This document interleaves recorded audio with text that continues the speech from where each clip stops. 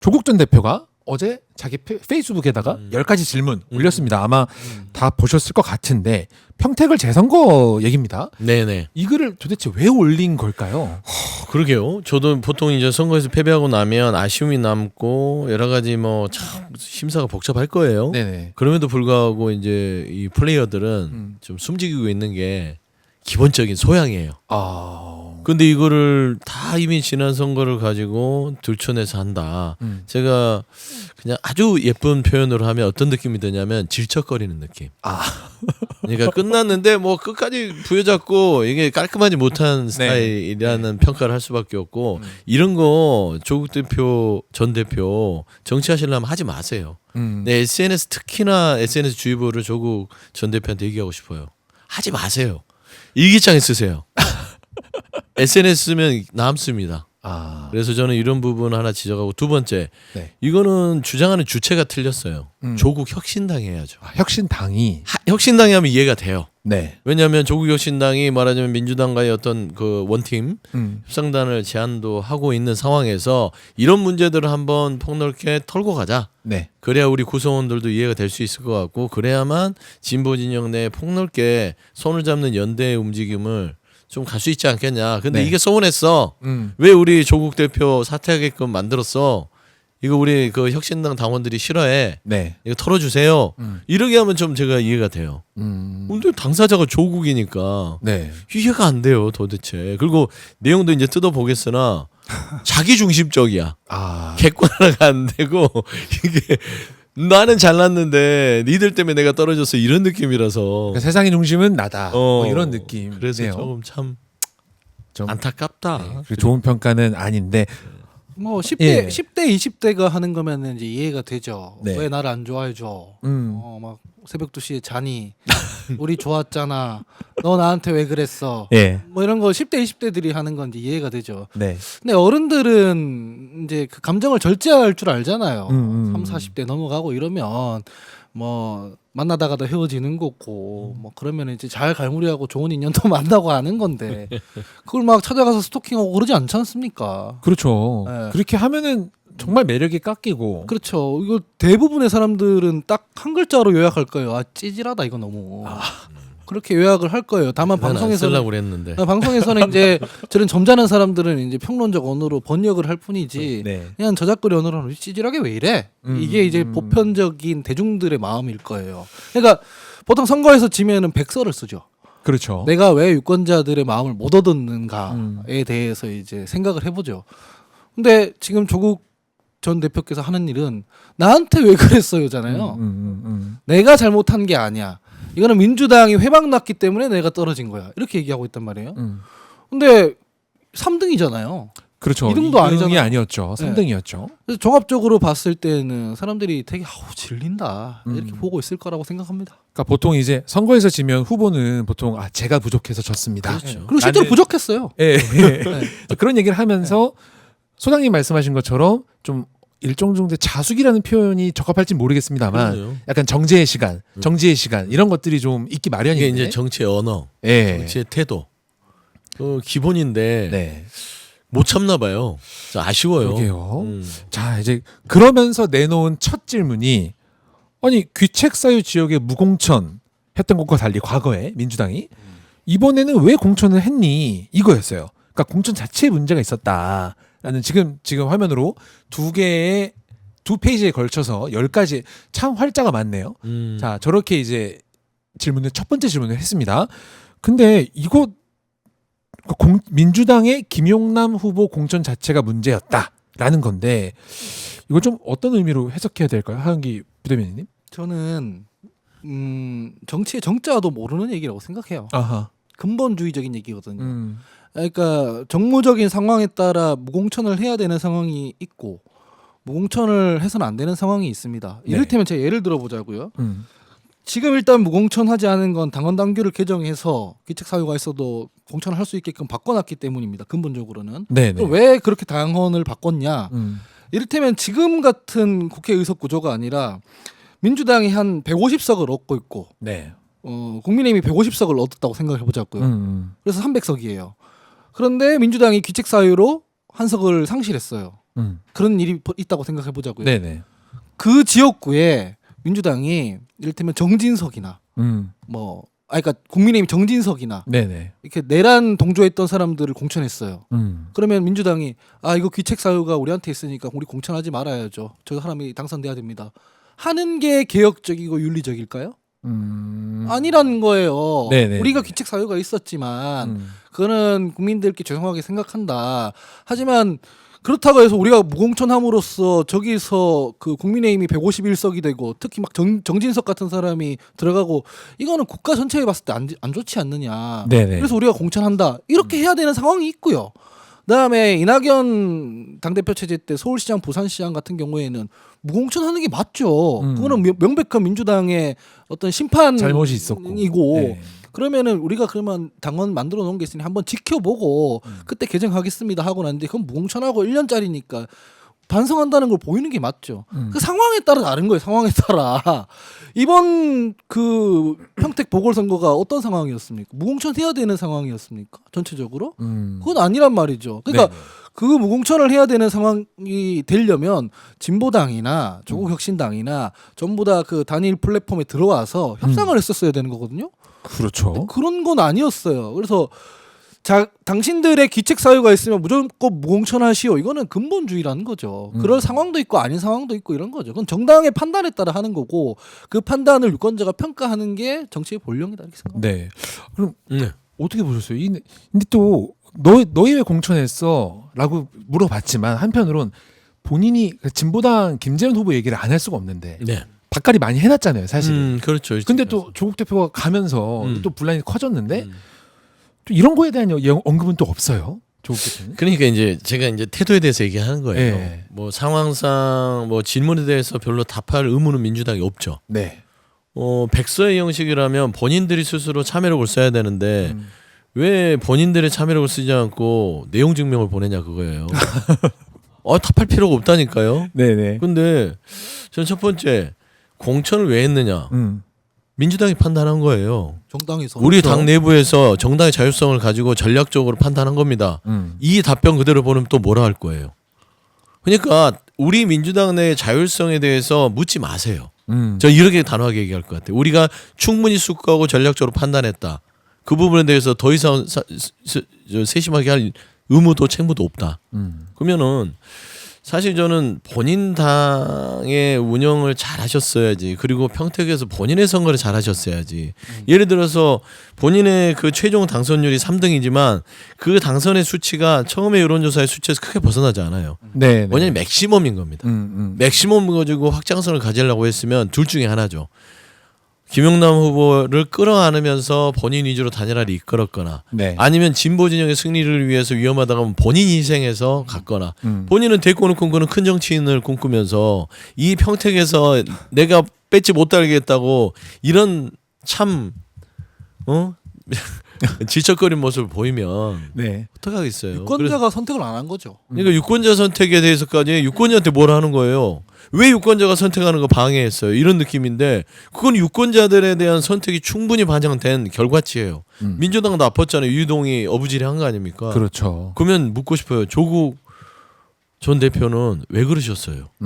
왜 진보 진영의 자리를 잃게끔 그 김용남 후보를 힐난하고 난리를 쳐서 이 평택을의 이 사단이 전체 지방선거 흐트러지는 일을 했다고 생각하지 않습니까? 라고 반문할 거예요. 그러니까 조국혁신당은 오늘도 뭐 저기 신장식 권한대행 나와서 막 뭐라고 연대가 깨졌다 이런 얘기를 하던데 민주당과의 갈등만 부각시키지 본인들이 진보당과의 연대를 깬 건 절대 말하지 않아요. 예, 그 얘기는 또 없더라고요. 신기하게. 본인이 그러면 조국 전 대표를 평택을에 공천할 때 진보당과 뭐 상의를 했나요? 얘기를 하고 난 뒤에 했나요? 단일화 논의를 했나요? 진보당의 김재현 대표 입장에서는 그렇게 얘기하던데요. 그 전까지는 그 충분히 상의를 하고 있었다가 갑자기 연락이 안 되더니 평택을에 오시더라. 전화했더니 전화 안 받더라 이러더라고요. 무슨 뭐 개소식에 꽃 보냈다 뭐 이런 얘기도 있었던 것 같은데. 그러니까요. 네네. 본인이 본인 당리에 따라서 하는 것들은 그러면은 다 괜찮은 거고 다른 당이 그러면 다른 당의 판단에 따라 공천한 것은 다 연대를 깨는 행위고 이게 내로남불이거든요. 네. 그러게 말입니다. 자, 근데 그러면서 이제 그 질문 내용을 좀 더 보면 2, 3, 4번을 묶어서 한번 볼게요. 그러니까 후보 득표율 얘기를 좀 했습니다. 자, 김용남은 최원용, 그러니까 이 평택시장 당선자입니다. 이 최원용보다 그리고 민주당 평택시 비례 득표율 저 오타가 있네요. 비례 득표율인데 비례 득표율이라고 되어 있네요. 제가 편집기자 출신이라 저는 잘 보입니다. 네.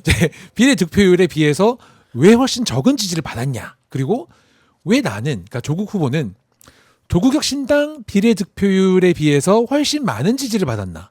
왜 민주당 지지자의 절반 정도는 왜 조국 후보에게 투표했는가? 뭐 이런 질문을 엮어서 했는데 이게 답할 가치가 있습니다. 논리적이지 않아요. 예. 그러니까 이제 이 평택시만 이런 현상이 나타났던 게 아니라 이번 지방선거에서 다 저런 현상이 나타났어요. 그렇죠. 뭐 서울시도 민주당의 이변이 있었던 것들이 유권자들이 굉장히 세심하고 꼼꼼하게 투표를 하셨다. 네. 줄 투표는 없었다. 교차도 하고. 교차 투표가 아주 세심하게 이루어졌다. 저는 사실 뭐 비례대표 투표율보다 자기가 높다고 하는데 그냥 조국 후보는 제가 말했지만 조국혁신당이 갖고 있는 당 지지율보다 훨씬 본인의 개인적인 인지도로 높은 지지도를 받는 건 맞아요. 네. 그리고 비례대표 포지션도 뭐 이렇게 비교할 것도 아니에요. 근데 사실 본인이 많이 받았으니까 내가 됐을 텐데 김용남 후보가 경쟁력이 없는데 지금 잡았다고 얘기하는 것 같거든요. 네. 그렇잖아요. 그렇죠. 당 지지율에 못 미치는 후보를 왜 내렸냐 그 얘기거든요. 네, 저거는 이제 전체적인 그 선거 현상을 제대로 분석하지 못하고 자기 위주로 분석하다 보니까 그런데 저 질문은 답할 가치가 없다. 지문이 틀렸다. 그러니까 다른 당의 지지를 받지 않으면 다른 네. 당 지지층의 지지를 끌고 오지 않으면 그 당에 지지하는 그 득표율이 7.59%라는 거 아니에요. 당 대표 아니셨나요, 이분이? 당 대표였죠. 본인한테 물어봐야 되는 거 아니에요? 왜 유권자들은 우리 당을 지지하지 않는가? 그럼 뭐 조국 개인기로만 계속 돌파할 거예요, 그 당은? 이거 본인들 스스로 물어봐야 되는 거죠. 그러니까 선거에 임하기에 있어서 우리 조국 혁신당을 지지해 주십시오가 아니라 네. 내가 더 민주당스러운 후보입니다라고 다른 당의 어떤 정체성을 끌고 오지 않으면 득표율을 이 정도까지 못 낸다는 방증이 있는 거잖아요. 네. 당을 이렇게 만들어놨다는 거 아니야. 그러면 본인들이 이거는 성찰을 해봐야 되는 문제 아닌가요? 또 좀 이해가 잘 안 됩니다. 그러게요. 그 또 평택을 재선거 국면 땐 조국혁신당의 경우에는 혁신당 그러니까 1타 13피 뭐 이런 얘기 1석 13조 이런 얘기 했었습니다. 그러니까 조국을 뽑으면 12명의 국회의원 플러스 조국 해서 이제 이 12명의 의원들이 평택들을 다 이제 역할 분담을 다 했었어요. 이 8개 읍면동에다가 네. 다 의원들을 받고 네. 여기를 우리가 챙길게. 알아요. 막 이런 거를 했었는데 정작 또 비례득표율 좀 덜 나오고 뭐 이런 부분도 있습니다. 참 여러 가지로 좀 곱씹을 게 많은데 근데 또 이 8번째 질문도 전 좀 재밌던데요. 민주당 박지원 의원은 선거 기간 내내 조국 후보 사퇴를 요구했는데 민주당이 생각하는 단일화는 혁신당 후보 사퇴를 통한 단일화 뿐인가? 아 당연한 거 아니에요? 왜 이렇게 질문을 못 해요? 아 박지원 의원이 조국혁신당이요? 민주당이잖아요. 그렇죠. 그럼 당연히 민주당 중심으로 저기 그 단일화하자 그러지. 조국 후보 단일했다가 난리 날 거 아닙니까? 그렇죠. 해당 행위예요. 저 갑자기 우리 당 후보 있는데 딴 당으로 가자. 그럼 뭐 질문 같은 소리를 아니, 해야지. 그럼 반대로 물어볼게요. 조국 혁신당은 선거 내내 김용남 후보 사퇴해라 그랬잖아요. 그랬죠. 그러면 조국 혁신당이 말하는 단일화는 조국 후보로의 단일화밖에 없는 거예요? 아니 왜 이런 질문을 왜 하는 거예요? 단일화라는 건 틀을 만들어 놓고 룰을 만들어 놓고 그 네. 룰로부터 경쟁력 있는 사람을 뽑는 거잖아요. 본인들이 그대로 했던 건데 본인들이 했던 건 상관없고 민주당의 모 인사가 했던 것은 문제 삼는 건데 이것도 내로남불이잖아요. 그러니까 돌이켜 보면 조국 그 당시 후보가 네. 엄청나게 실수를 했던 게 그렇게 본인이 아쉽고 단일화에 대해서 목말랐으면 김재현 진보당 후보한테 그렇게 했으면 안 되죠. 끌어안았어야죠. 네네네. 근데 어떻게 했어요? 전화도 안 받고 했다는 막 기사 되면서 김재현 후보가 사실상 좀 서운했다 하더라고요. 전화 왜 안 받아요? 막 이런 얘기. 뭐 그런 식으로. 김재현 근데 대표도 전화기는 하고. 안 가져왔다 그러는데 알고 봤더니 전화기는 있었어. 막 이러면 보도가 나오잖아요. 네. 그다음에 김용남 후보 민주당에서 후보를 낸 게 서운할 수는 있으나 공학적으로 이미 현실이 벌어졌으면 김용남 후보를 완전히 난도질을 해서 본인이 표를 얻으려고 하지 말고 김영남 후보와 뭔가 조금 부드럽게 연대를 해서 어떤 경선을 통해서 단일화 효과를 자기가 누리면 되잖아요. 그런 방법을 쓸 수 없었나요? 근데 내가 민주당 후보다 하면서 김영남 후보를 이재명 대통령이 데리고 온 인재임에도 불구하고 막 불간 잠시하듯이 막 했단 말입니다. 쥐를 밟았죠. 쥐를 밟았죠. 네. 그게 적당한 네거티브를 넘어서서 이거는 다시는 돌아올 수 없는 상황이 돼버리니까 민주당 입장에서도 조국이라는 그 후보는 조국 혁신당의 후보를 떠나서 우리 민주당을 공격하는 그리고 이재명 정부를 공격하는 상대가 돼버린 거예요. 뭐 다시나 논의를 할 수 없는 판은 본인이 깼어. 그다음 질문 중에 보면 합당 논의도 왜 그렇죠. 민주당이 깼냐고 하는데 본인이 깼어요. 기억해 보세요. 왜 본인이 했던 일을 하나도 기억 안 하고 남의 모든 것들의 그 탓으로 돌리는지. 나 지금 질문 내내 보면서 뭐 10가지 났어. 한 2가지만 물어보지. 뭐 10개 채우라고 했나 그런 생각이 들더라고요. 아니 그러니까 그러면은 조국 혁신당은 민주당이랑 상의하고 공천하세요? 그러면 다른 데 공천하잖아요. 그렇죠. 근데 보통 그걸 다른 당이랑 상의해서 공천하나요? 그러면 안 되죠. 아니 그 본인들도 안 해요. 네. 본인들도 민주당에 여기 공천할 겁니다. 누구 할 겁니다. 이렇게 상의 안 해요. 본인의 전략적 판단에 의해서 하죠. 그럼 뭐 민주당도 그냥 그렇게 하는 거예요. 그걸 가지고 저런 식으로 질문하는 것 자체가 이게 이런 거죠. 민주당은 내 거다 원래. 내가 민주당의 주류다. 이렇게 생각하지 않는 이상 저런 비상식적인 질문 목록이 나올 수가 없는 거죠. 그러니까 우리가 제일 민주당스러워라는 명제에 아직 못 벗어났다라고 해석을 해야 될까요? 아니 그러니까 민주당에 대한 그 집착 그런 거는 이해가 돼요. 네. 아무래도 조국 혁신당이 우당으로서 역할을 해왔으니까. 근데 그 현실은 엄연히 다른 거잖아요. 네. 아니 조국 혁신당이라는 정당을 창당을 했고 거기에 대표를 하고 12명의 배지 비례를 가지고 본인의 정치를 하겠다고 했어요. 자강하겠다고 했죠. 자강하겠다고 끊임없이 던졌고 지난 합당 때도 통보까지 했어요. 며칠까지 민주당에서 말 안 해주면 우리 못합니다. 이게 결국에는 민주당에서 정청래 대표가 합당을 하던 동력을 끊어버린 거거든요. 그거는 제가 봐도 조국 당시 대표의 규칙 사유예요. 그러니까 그 답은 본인한테 찾아라. 근데 전체적인 질문을 봤을 때는 조국이라는 정치인은 자기애가 너무 강해요. 좀 불편할 정도로. 그러니까 타인에 대한 공감 능력을 좀 길렀으면 좋겠다. 그러니까 본인이 잘났고 본인이 어떤 정치적으로 순수성이 있고 사람들에게 열광을 받는 팬덤이 있는 건 알겠으나 그래도 정치 지도자로 성장하려면 상대라면 어떻게 생각할까 네네. 한 번쯤 생각한다면 10가지 질문을 던질 수도 없고 SNS 정치를 계속해서 저렇게 좀 이어가면서 본인 스스로 깎아먹지는 않을 것 같아. 근데 이게 저도 참 공교로운 게 어제 저 10가지 질문이 나온 비슷한 시간대에 신장식 권한대행은 국정운영 이 원팀 플랫폼 뭐 이런 거를 구성하자. 근데 뭐 민주당과 혁신당 간의 이런 여러 연대나 이런 방법론에 대해서는 차차 토론해 보자. 뭐 이런 식의 입장을 냈단 말이에요. 그러니까 한쪽에서는 우리 힘 좀 합쳐요. 근데 조국 전 대표는 다 니들 때문에 졌어. 이렇게 나오면 대화가 될까요? 이게 결과적으로는 어떻게 좀 전망하십니까? 민주당과 조국 혁신당의 관계? 저는 그래서 이게 앞서도 얘기했지만 조국 대표의 이 메시지는 조국 혁신당 명의로 나왔으면 이해가 된다니까요. 그러니까 조국 전 대표가 조국 혁신당과 다른 입장에서 냈을 것인가 그건 한번 알아봐야 될 것 같은데 네. 조국 혁신당은 조국 대표 당이잖아요. 이름이 조국이니까. 사실상 그렇죠. 사실상 그러지 않아요. 네, 네. 그래서 저는 이미 어느 정도 그 부분은 투 트랙으로 역할 분담해서 가는 게 아닌가 싶어요. 근데 참 고약하죠. 민주당 당원들 입장에서는 네. 지금 뭐 하는 거예요? 그래서 거의 뭐 지금 정청래 대표 입장하고 비슷한 거예요. 뒤에서는 앞에서 정권을 짭다다 그 수습하느라고 또 뭐 막 명비어천가 부르고 있는. 글로벌. 막. 그래서 불편해요. 그런 걸 보면. 그런 거예요. 그렇군요. 황기 부장님 어떻게 전망하십니까? 향후 민주당과 혁신당 관계. 조국 혁신당 내부에서는 정치인들이 그렇거든요. 뭐 되게 공적으로 뭘 한다고 생각을 하지만 물론 공적으로도 하지만 어쨌든 생존 투쟁을 다 합니다. 네, 네. 조국 혁신당 12명의 국회의원들이 다음에 재선하려면 어떻게 해야 될까요?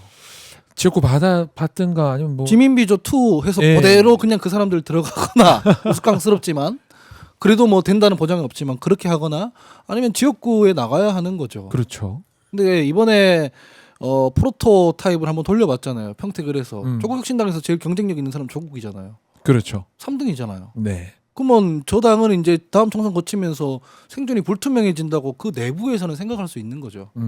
그러니까 아노미 상태인 거예요. 한쪽에서는 이제 막 이 선거의 책임은 내 책임 아니야, 민주당 때문이야 집어 던지는 거고, 한쪽에서는 우리 그래도 같이 가야 돼, 이 틀을 모색해야 돼. 네. 그러니까 엄청 민주당 들어오고 싶어하는 사람 많을걸요. 제가 알기로도. 그렇군요.